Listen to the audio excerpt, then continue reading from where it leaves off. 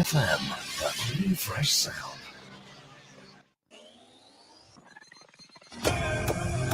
Rise and shine. Let's get ready to take on the day. Activated Mornings on WEFM 99.9 is on now.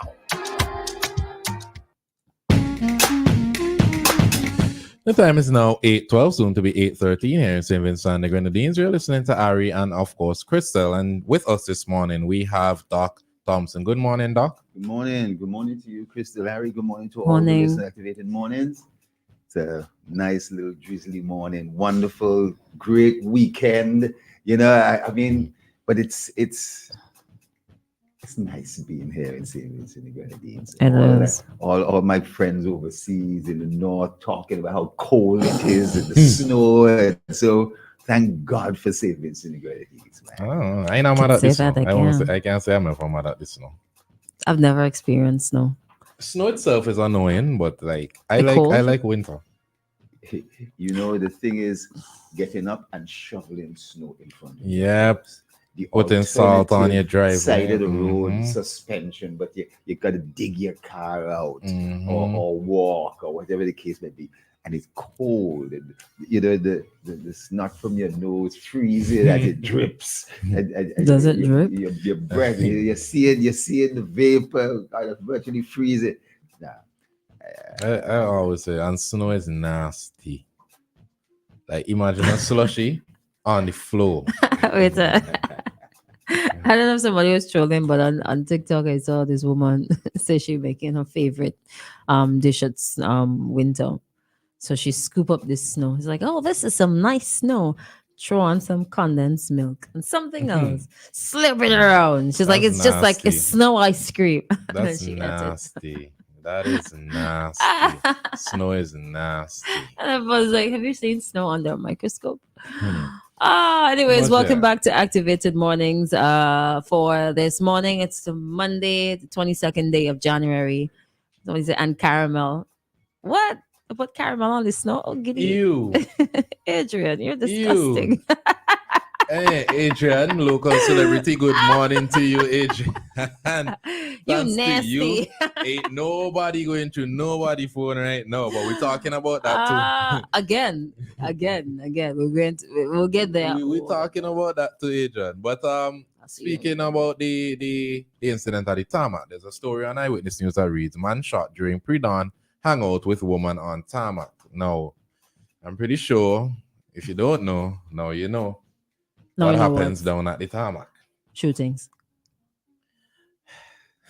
Let's get to the Doc, story. You familiar what happens? Yeah, the story is short. Let me read the story first and then we get into a commentary. A man is in stable condition in the hospital after he was shot in the face while hanging out with a woman on the tarmac of the decommissioned airport at Arnesville.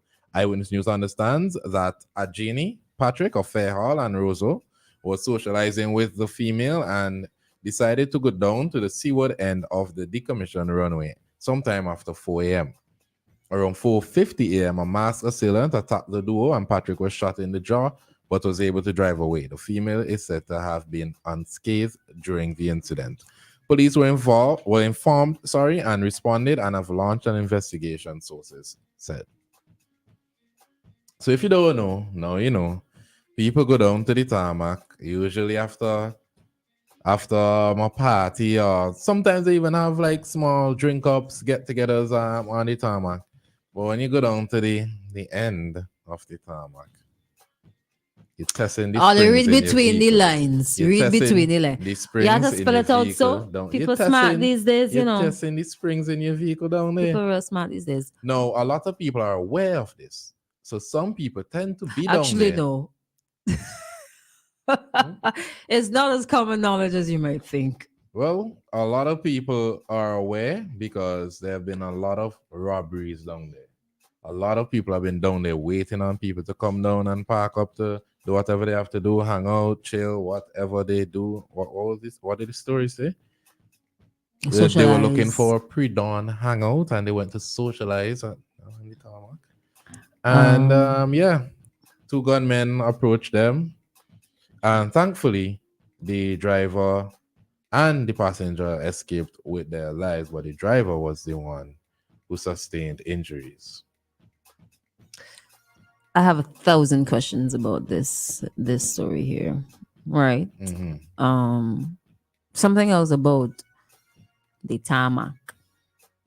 Down that side, it's completely dark. So there are no lights whatsoever down there. The only part you will get a little lighting, save and except for the little electrical hiccup at Thomas Sanders, is at the schools. Down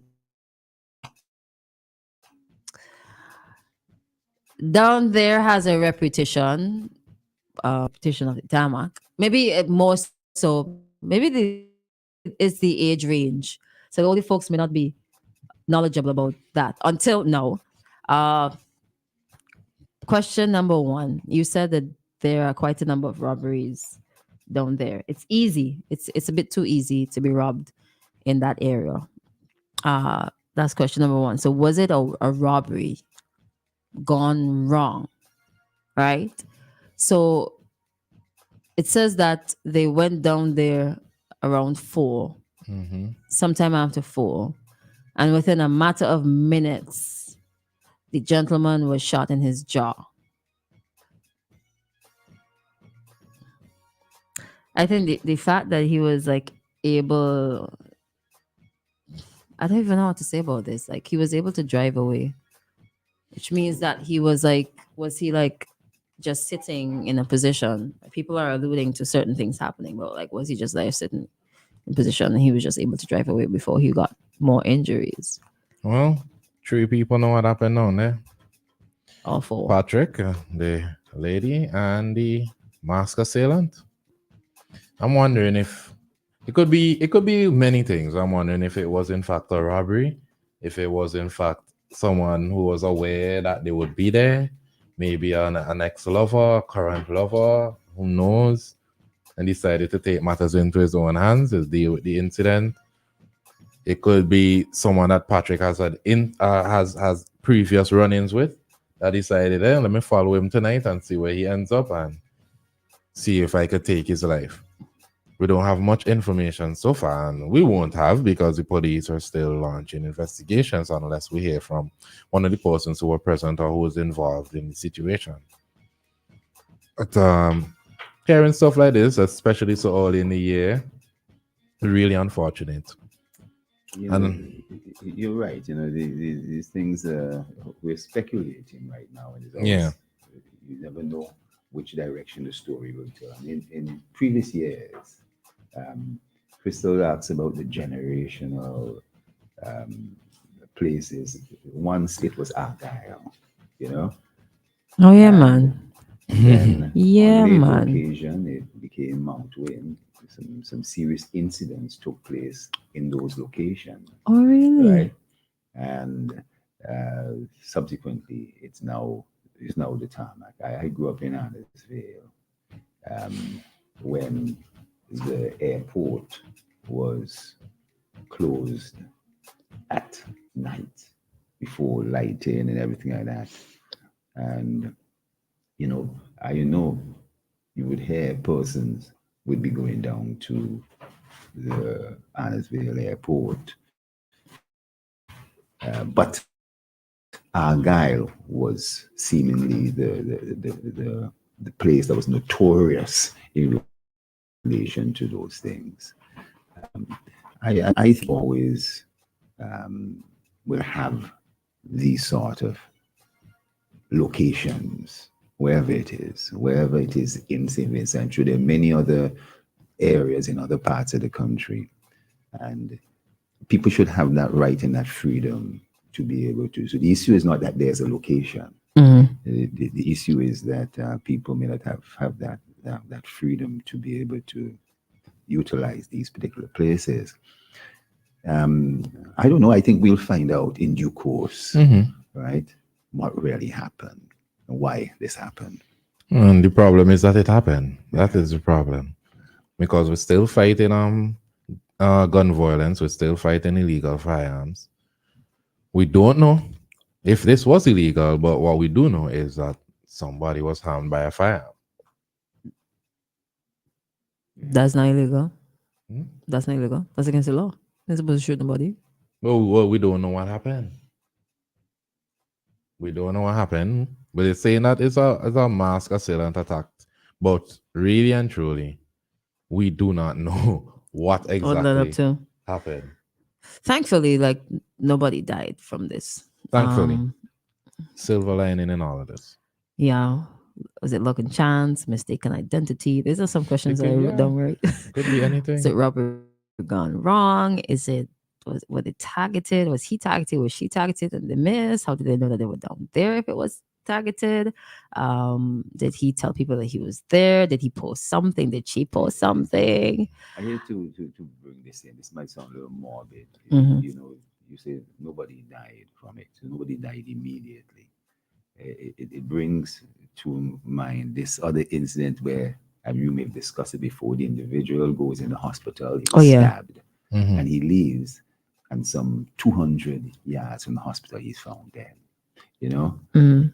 And this raises that whole issue that an injury may not cause an immediate death, but that there could have been some internal organ that's damaged, that they're stabilizing, they're giving fluids, they're giving a drip, you know, or that they're monitoring. So somebody gets up and they're walking and they're now putting pressure on that body part or whatever, when it starts to bleed, and then they are able to collapse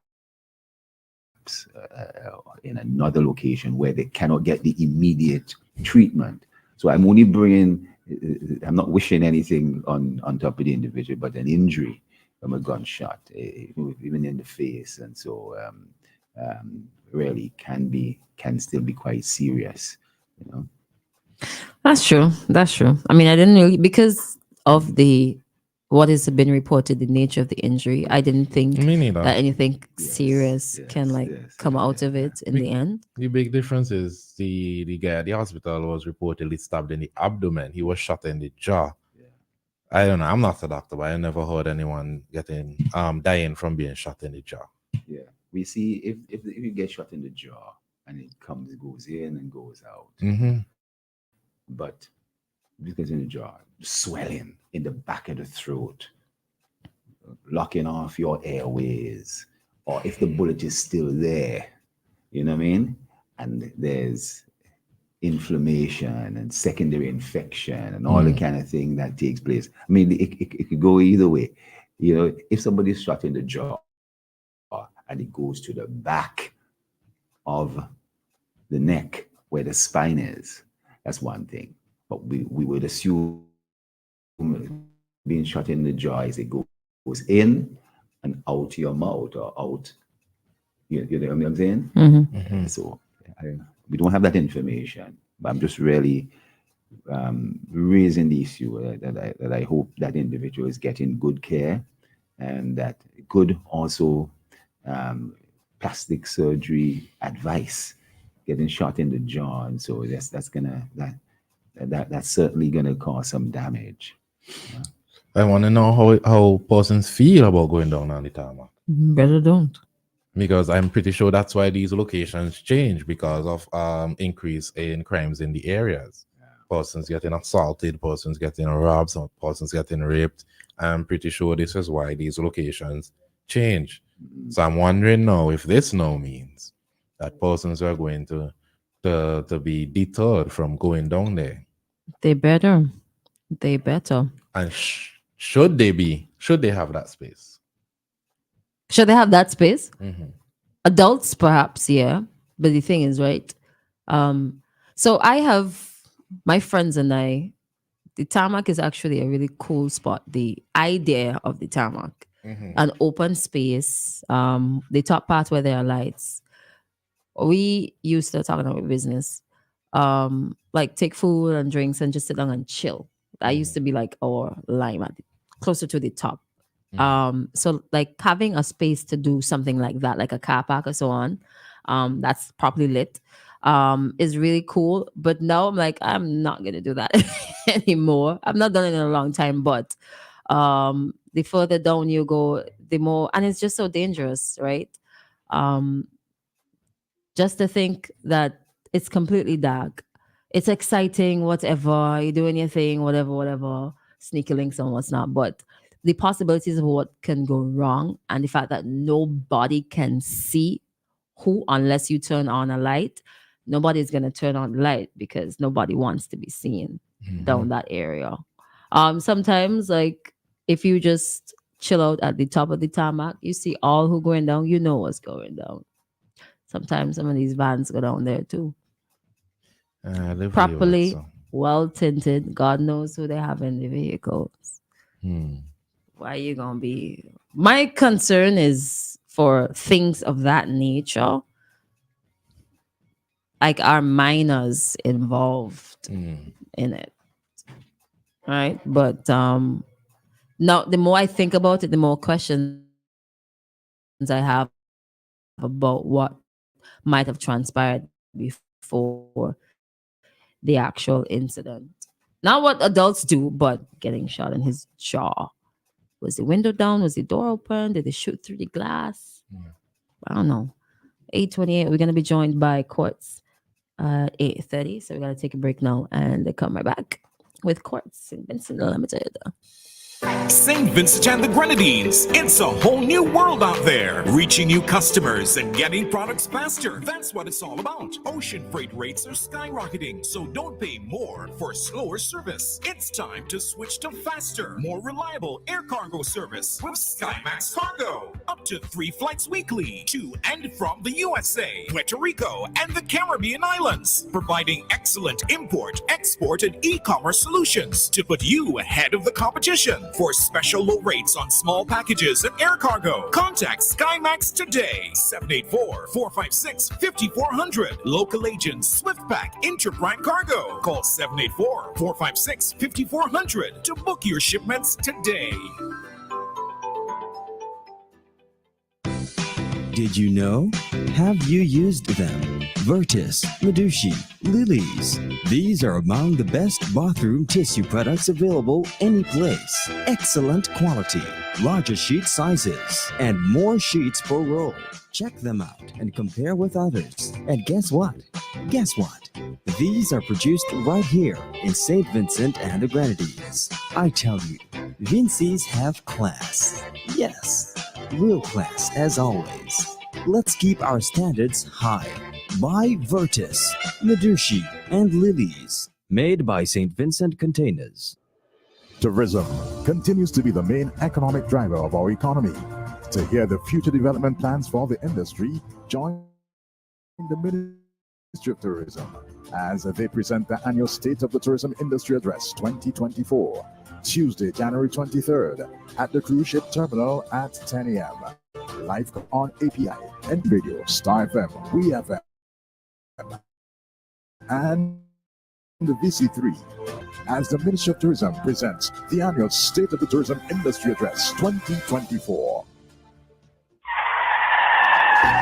That could have been you. An accident that could have been avoided because your tires had almost no grip on the road. Safety is a factor that should never be overlooked when it comes to your car or whatever you drive. SVG Tire Sales and Services in Falls Avenue and in Arnisvale carries a wide selection of quality new tires to fit any car, truck, minibus, or SUV, so you can experience a comfortable and safe commute every time. We are agents for the world's most reliable brands on and off the road, including Kenda Tires, the king of the mountain, Cooper Tires, king of the road and track, Ostone, the king of the outback, and High Fly, the king of the Asian highway. We also carry new tires for light or heavy-duty trucks from MRF, High Fly, and Linglong. A reliable set of new tires keep you, your passengers, and your payload always in the safe lane. So when you need quality tires with reliability at 100%, choose SVG Tire Sales and Services in Kingstown, 457-1467, or in Arnisvale, 456-6444. SVG Tire Sales and Services. Performance and reliability proven when the rubber meets the road. See me soar in 2024. Be seen wearing the best and latest styles in eyewear from Courts Optical. Buy one frame and get a second pair for free. Mix and match with your favorite brands. A variety of colors and fresh new styles. Buy one frame and get a second pair absolutely free. Shop today with no cash and pay later. Schedule your free eye exam today at courtsoptical.com. Soar into 2024 with BOGO. Only at Courts Optical. Value you can see. Conditions apply. Offer valid until January 31st, 2024. See in-store for details. WEFM, the new fresh sound.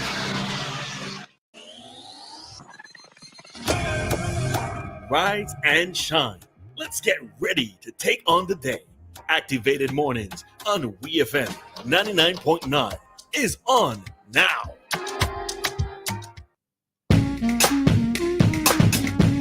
And the time is now 8:33 here in St. Vincent and the Grenadines. You're listening to yours truly, Ari. With me in studio is Christal and Doc Thompson, and we're discussing what had happened at the TARMAC on the weekend. In the meanwhile, we're awaiting a call from Coates. So until Coates contact us this morning, we'll continue that discussion. So I saw a question on the live. The question said, is St. Vincent and the Grenadines a safe place to visit? If yes, say why. Who wants to take this? It is a relatively, compared to the rest of the world, there are places in the world that's far worse than St. Vincent and Grenadines. But you have to go to the world in the Caribbean. But safety is a relative thing. But I think relative, we still draw a line. St. Vincent is quite a safe place. It's a safe place. There are some very unsafe places, you know, and so on a safety scale, where you would say 10 is you're fully safe, nothing will ever happen to you and so forth. I don't think there is such a place. You know what I mean? I don't think whether you will go somewhere and you'll be discriminated against because of your race, or you discriminated because of your sex, or discriminated because of what other else you might portray. That's one thing. But in terms of crime, there were places in Africa. You come out of the hotel, and you are basically going back into the hotel without your shoes. If you have on one of these kind of Air Jordans or whatever the case might be. There are places, if you have displayed jewelry, rings, chains, and so forth. We've had incidents of snatching here, but there are places they'll take it off of your finger if it's on too tight. You know what I mean? They'll cut off your finger. I've been subject to crime in other places, other countries, and these things are not reported, but here in St. Vincent, we report them because of it's the thing of the day. We are alarmed by this. It's news. The crime is not really news as such. Don't talk about Mexico. Have you ever gone across the border, coming down, and so whether you're kidnapped, whether you're anyway, I could go on and on. I think St. Vincent is a safe place.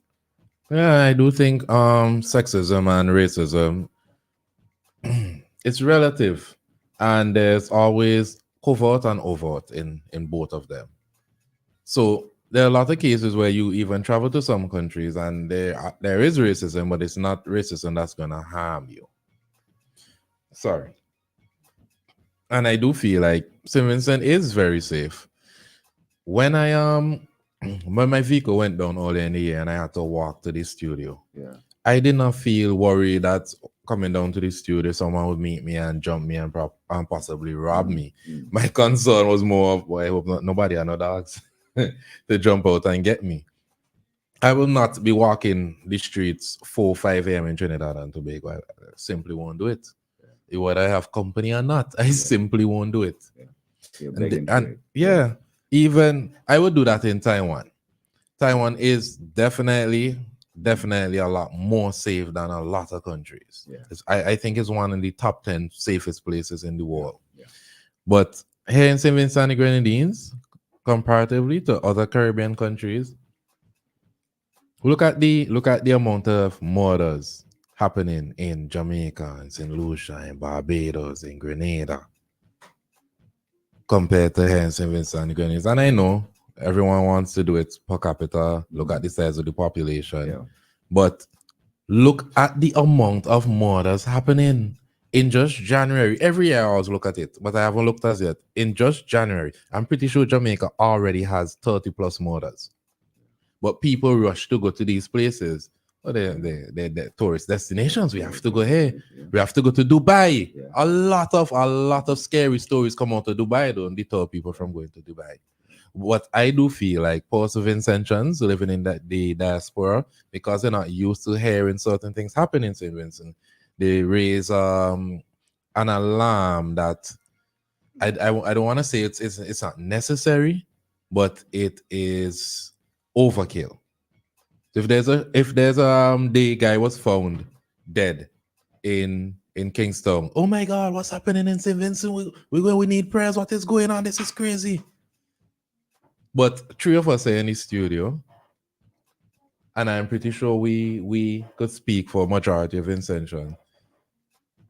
A guy being found, a body being found in St. Vincent, in Kingston, would not deter you from going into Kingston. Two things. When you said that you walked to work, you didn't feel scared. That's you, male. Mm-hmm. Me, female, I wouldn't do that. In my red man, that is. So I think the conversation about safety is relative to gender as well. I'll never debate that. It definitely is. So it depends on who's talking. Mm-hmm. And so for persons in the diaspora, they grew up during a different period than we grew up. So for me now, I'm now accustomed to hearing of a murder. You wake up in the morning, somebody else died, you find a body here and everywhere. For me, it's not alarming anymore because I'm now used to that.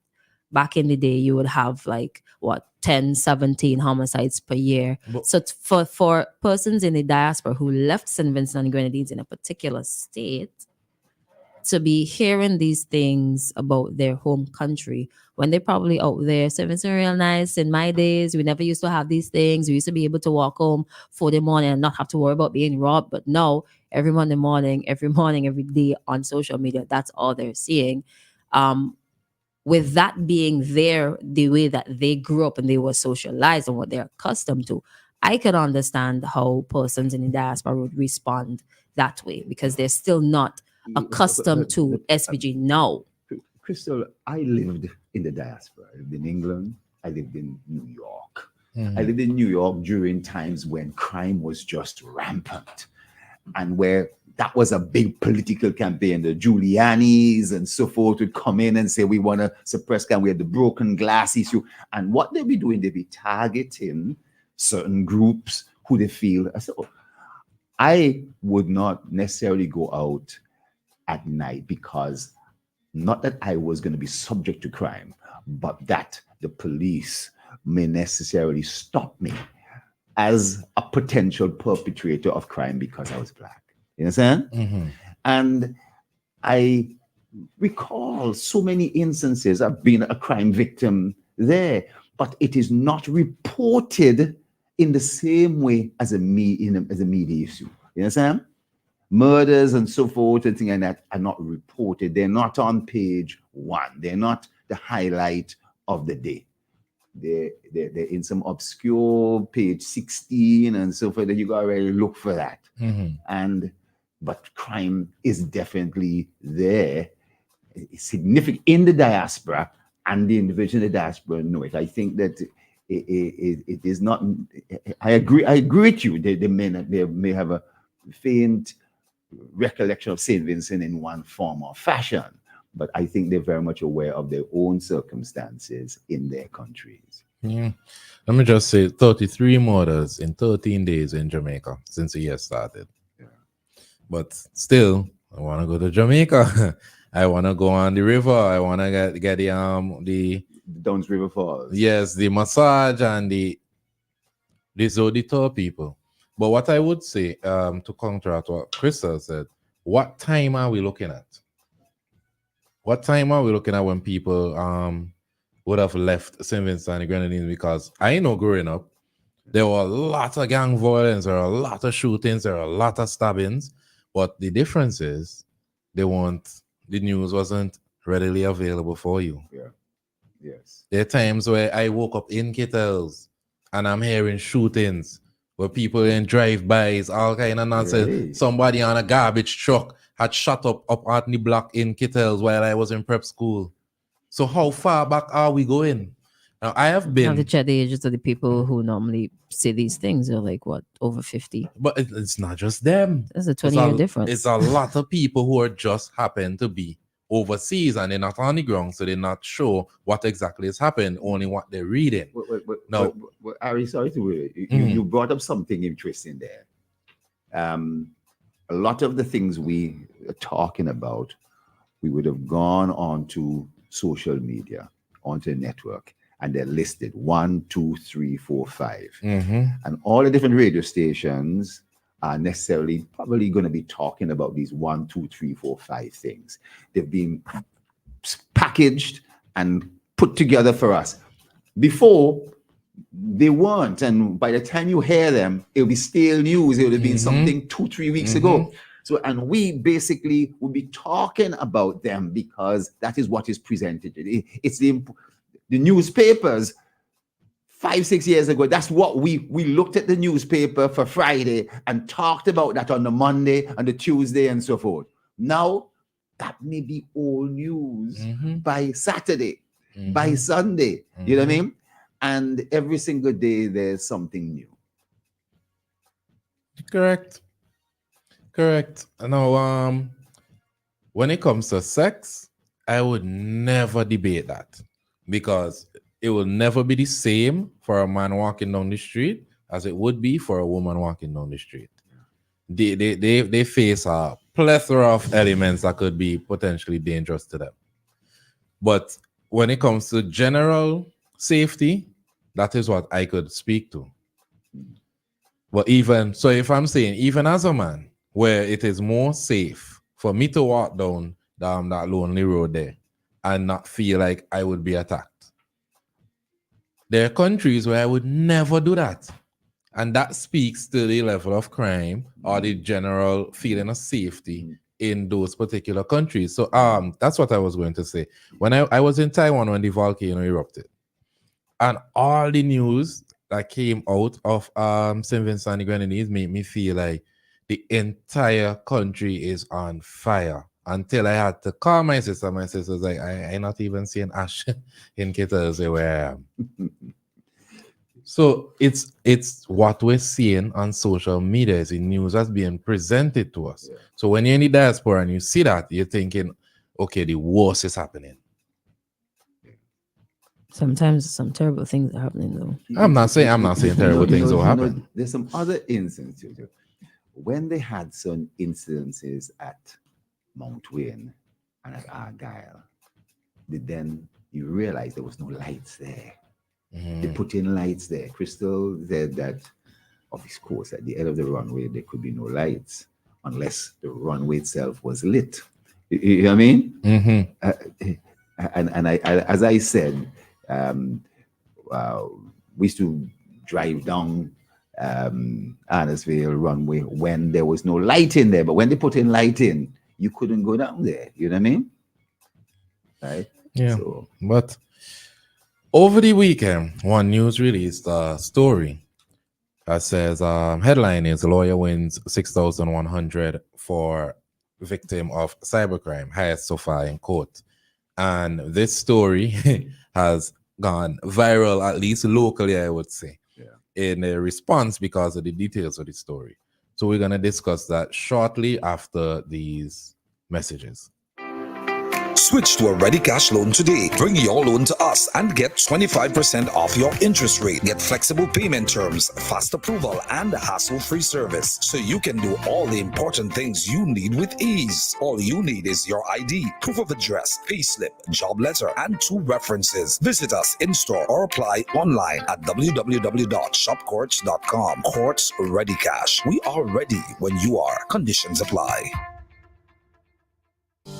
First National Bank says get the home you've always wanted with zero down. That's right, as we celebrate more than 85 years of being here for you as the first indigenous bank, we're giving 85 individuals 100% financing to achieve their dream of home ownership. This is possibly the most important decision you'll ever make. 100% financing for your dream home. Call or come into First National Bank today and ask about our zero down payment 100% financing for mortgages. First National Bank, here for you.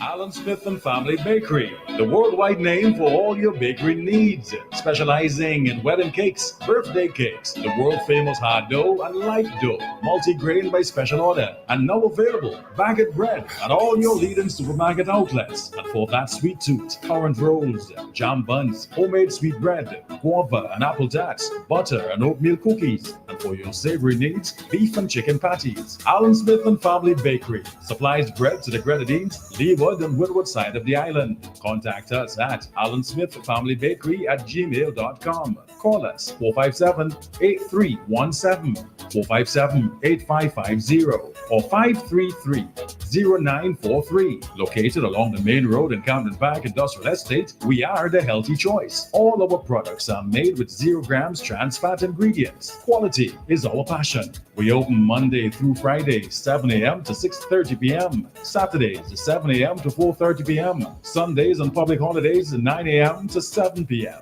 Thank you for your patronage over the years and for your continued support in the years ahead.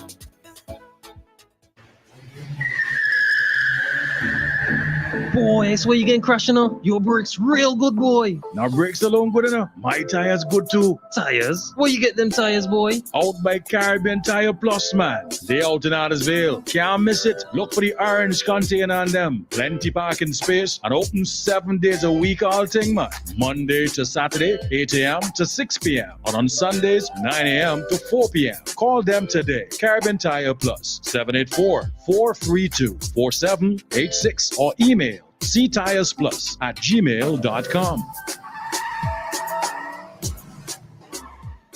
Gospel Power of Praise Promotions and Fidel Taylor Ministries presents Awake SVG, an evening of anointed, explosive praise and worship featuring from St. Vincent, Pearl McMaster, Fenton Harry, Otoesian Evangelist Cheryl Brown, Nigel Joseph, Maxine Coombs, Alfonso Richards, and the KBC Worshippers, Ronnie Richardson, the band Blessed, and Reverend Fidel Taylor. Praise on the mountain. From the USA, Gus Lynch, Shamel Russell, and Gregory Olive. Get ready, St. Vincent, for Awake SVG. Experience it live at the Russell's Auditorium, Stony Grounds, Kingstown, on February the 4th, 2024. Get your limited early bird tickets for just $20. Regular price $25, and at the door you pay $30. Get your tickets at Century Insurance, Nightingale, Pulse, Phyllis at Singer, Be Connected Shop at Camden Park, and from churches throughout SVG. Proceeds in aid of the Rillen Hill Church of the Nazarene Restoration. There's also going to be lots of prizes and giveaways. Praise the Lord. Sponsored by Century Insurance, New Life Sound, and West Indian Development. WEFM, the new fresh sound.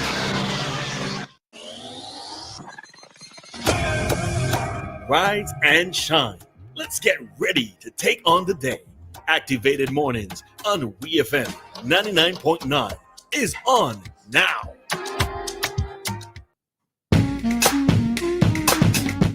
And we're back with Activated Mornings this morning. You're listening to yours truly, Ari and Christal and Doc Thompson this morning. We activated mornings for this morning, and we're talking about the $6,000 to be paid to a client for a quote unquote someone went through their phone. Your commerce. The story reads, a woman is to be paid EC $6,100 in damages for trespass to land and for unauthorized access of her phone, tampering with her social media accounts, and obtaining explicit photos from the same device without authorization from the woman. The case was the first ever cybercrime matter to be brought in Georgetown, Mesopotamia district, and the largest award of damages for such breaches. The case was heard in the Magistrates Court on Thursday, January 18th, 2024, and the lawyer representing the claimant was Adrian Udo. The names of the claimant and the defendant have been concealed due to the nature of the matter. The defendant, having sufficient notice of the matter, failed to appear, and the case proceeded ex parte. Counsel for the claimant proceeded by establishing that the defendant trespassed outside of the claimant's place of residence and proceeded to a bedroom window at around 12 a.m. on November 25th, 2022. The defendant refused to leave after being asked multiple times and finally agreed to leave after a few minutes, but only if a taxi was called. While making the call from the window, the defendant snatched her phone and ran away. The incident was reported in the following hours.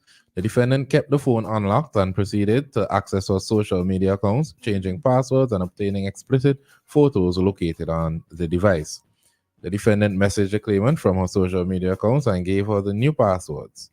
The defendant ousted himself in the messages sent by sending voice notes and responding to his name. Counsel Udo made application to the court for the evidence of the above to be submitted. The evidence presented itself in the form of extracted evidence from the conversations held between the two parties. Counsel mentioned the prevalence of people thinking that there are no consequences to accessing the devices of others without permission and hacking into person's social media accounts. The magistrate then awarded $6,000 EC for the illegal unauthorized access to the device and $100 in nominal damages for the trespass to land. Under the Cybercrime Act, it is illegal to access and remain in another person's device. Additionally, the defendant returned the cell phone to the police station, and that is how it was discovered that the accounts were tampered with and her photos deleted, according to the facts of the case. So what are your thoughts on this? I see Christal, this individual. That's good. You're too foolish. That's what happened to you. I also had some sort of mental illness, it seems to be, in my view. Because Jail Kingdom never. GPP. But it may also be great. Now, the Cybercrime Act was passed in 2016 and has taken some time to really taxi on the runway, you say, the first incident. We actually had another act passed in 2007, the Freedom of Information Act 2003. In Parliament, I passed those particular initial acts, and was part of the preparation of the Cybercrime Act when it was then presented in Parliament. Many people don't know the elements of the Cybercrime Act, what it really does. But, in the offenses, you're right. A person who intentionally or without lawful excuse or justification accesses a computer system or any part of a computer system, which includes a phone, commits an offense and is liable to, on summary conviction, to a fine of $100,000 or to be imprisoned for 2 years or to both. In other words, this 6,000 seems it is a large amount, but small compared to what was there. I suspect this individual must have pleaded guilty afterwards, and so, or something so.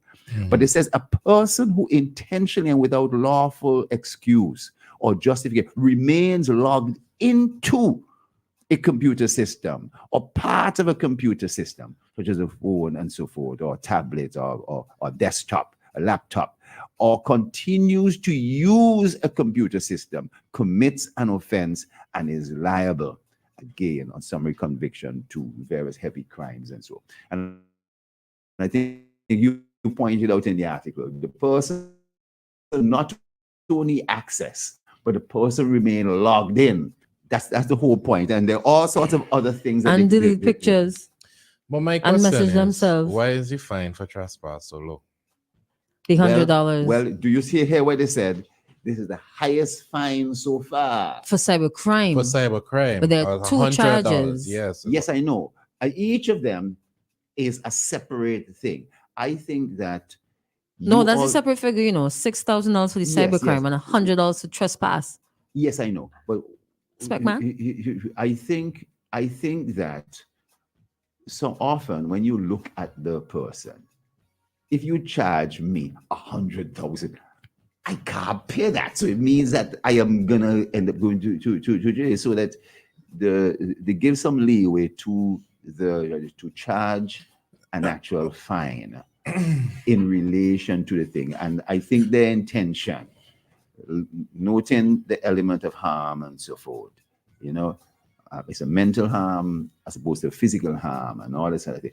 And this is the first time that they're sending a warning. And that's, I think, that was coming out in this message. We're sending a warning to other people. For cybercrime. But there are two criminal elements here. While I do think that the $6,000 is warranted, you should not be doing those type of things. There's so many personal damages that could be done. But most of it in cybercrime are mental damages. He physically trespassed. And that could have gone a whole different way than him taking a phone and going through the phone. So in trespass, why is it that in the case where it could have been an actual physical altercation, why is the trespass fine so low? That's my question. Because only $100 for trespass, but $6,000 for cybercrime. Why? No. Okay. Yeah, that's what the story says. Within, I see. The trespass of going into the house and so forth. No, it wasn't in the house. It wasn't in the house. The trespass of land. Because he reached while she was at the window and grabbed the phone. Yes. So madman kind of vibe. Yeah, that's but you would have seen it the other way around or something, so or same amount or more or whatever the case. More than $100. More than $100 for sure. Sure. I have a sense that they look at it that can this individual pay? They want to really send a warning. I mean, they could have sent him to jail. And one way of sending him to jail is to say, well, I'm going to charge you $1 million. Yeah, but you're going to jail because you have $1 million. I think they're sending the wrong message. Because, okay, the $6,000 is the largest it's done so far. Yeah. If they're going to charge $6,100, I would have at least felt more comfortable if it was $3,000 for cybercrime, $3,100 for trespass. But as me, I feel like the 100 kind of brushing aside the fact that he did trespass. And it could have gone. He went to her house, and you see why women say they don't feel safe. I understand what you're saying. You're saying $100 every single thing. $100 with but what they do, the judge went, okay, the first thing that's brought, that's a charge. The second thing, they look at the first thing sometimes and say, well, okay, I'm going to do this in relation to that first thing. You know what I mean? So doing 3 and 3 to make 6, or 6 plus $100 to make 6 plus 100, it ends up with the same amount of fine. I don't think they're minimizing, or the intention is to minimize the charge on trespassing. We can trespass. But from the facts of the case, the main issue was the fact that he took the phone, went through the phone, changed his social media handles, all of that. Yeah. There's a little focus being placed on the fact that he got onto the property and refused to leave the property until a taxi was called. There's a little focus being placed on that. But he didn't even wait until the taxi. He grabbed the phone and run. Yeah. He she was nice. She was calling him a taxi. A taxi. Yes. But the story also says, right? Just because some people want to get into people's business. It says that they were in a relationship, but it was not intimate. So thank God she saw this red flag before it got even worse. That's the whole point. That's the whole point. Ari, that's the whole point in terms of the trespassing. But when he went by her house at midnight, at the trespassing, right there, told the court that James was in a relationship. Okay. That was not intimate on September 22nd. Yeah. So it would have been harder to prove, it might have been harder to cut off. Yeah, right. When he could have come with a defense. Well, she invited me last week, and I was here 2 weeks ago, 10 weeks ago, whatever the case might be. So it should not be taken that trespassing is being underplayed here. I think that there is still a warning. Look, that 100 could be higher enough. Don't go back there again as well. You know what I mean? And also in relation to how much can this individual really pay? If he couldn't pay for a taxi, or well, I don't know if he paid for a taxi. If he, no, he ran away. He ran. Yeah, but even he didn't get a chance to get into the taxi. In this story, he grabbed her phone while she was calling. In this story by Eyewitness News, Uru says, "I hope this sends a message that you're mindful of how you treat others in this new technological era." Yeah. So the focus is being paid on the land of make believe, I would say. No, somebody. Odell is the lawyer himself, right? As an approach with the judge. And the case he's bringing is not so much on the trespassing aspect, because that would have been harder to prove since they knew each other. And that if I know you, Christal, if I come to your house and so forth, am I trespassing? But if I don't know you and I come to your house, therefore, I am trespassing. You know what I'm saying? On the other hand, the interception of the phone is a definite crime and getting into the information.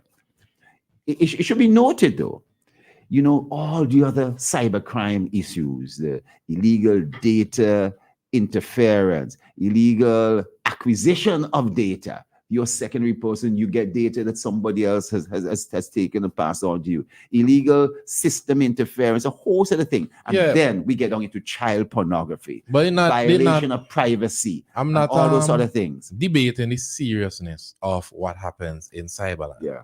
But the story read on Eyewitness News on September 25th, 2022, James, uninvited, visited Lawrence sometime around midnight.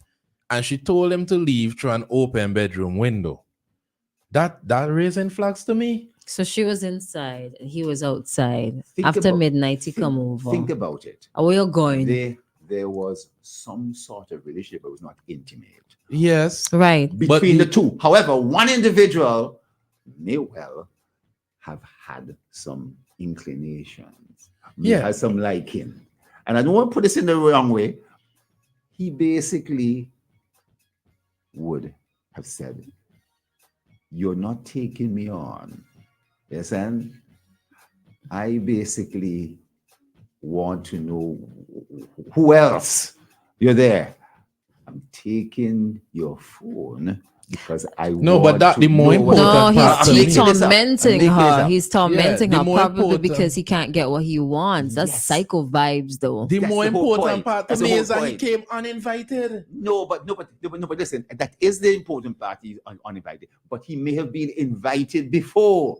So it's harder to prove that don't justify. No, but on that day, on a particular day, you were uninvited. But I'm saying in a court, the lawyer was not emphasizing that aspect to a great degree. And that's my point.